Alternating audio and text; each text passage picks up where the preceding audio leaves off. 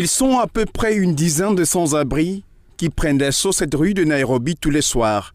Face à une crise de logement sans précédent qui sévit au Kenya, ils n'ont nulle part où aller.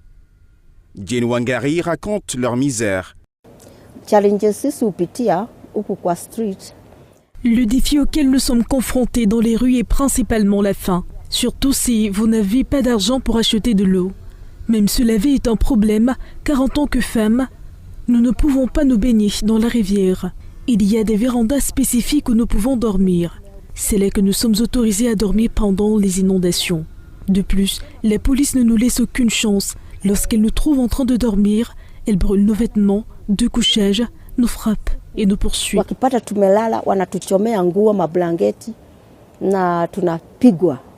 Comme Jane, ils sont nombreux qui vivent cette situation.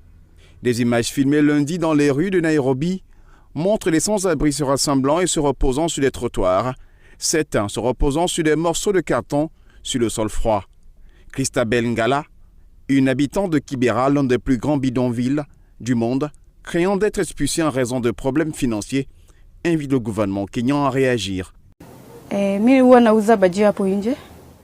Je vends les frites à l'extérieur de notre parcelle et je gagne 300 shillings kenyans. Mon enfant doit manger et utiliser des couches. C'est très peu d'argent étant donné que le propriétaire veut toujours payer le loyer à la fin du mois. Parfois même, le propriétaire menace de m'expulser, mais je n'ai nulle part où aller. Je pense donc que le gouvernement devrait fournir des logements qui soient moins bon marché pour que nous puissions vivre sans avoir à lutter pour payer le loyer. Décrivant la situation, Kelvin McGregor pointe du doigt le faible taux de la monnaie.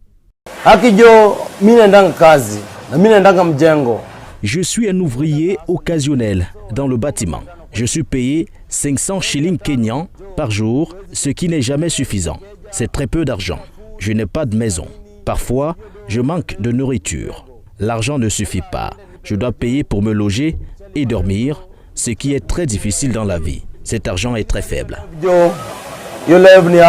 Signalons qu'en 2024, le Centre pour le financement du logement abordable en Afrique a rapporté qu'environ 50,8% de la population urbaine du Kenya vit dans des bidonvilles, soit une augmentation par rapport aux 46,5% de l'année précédente.